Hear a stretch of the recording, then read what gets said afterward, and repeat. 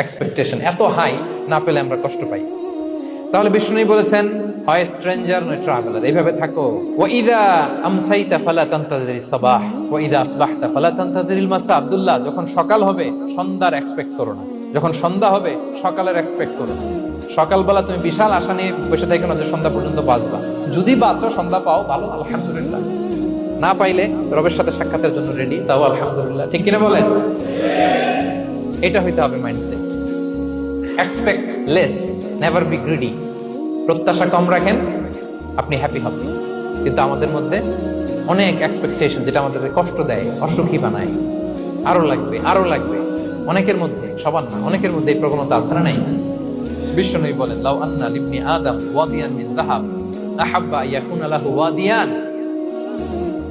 প্রত্যেক বনি আদমকে যদি একটা করে স্বর্ণের পাহাড় বানায় দেওয়া হয় বা উপত্যকা বানায় দেওয়া হয়, সে চাবে আরো একটা স্বর্ণের পাহাড়ের মালিক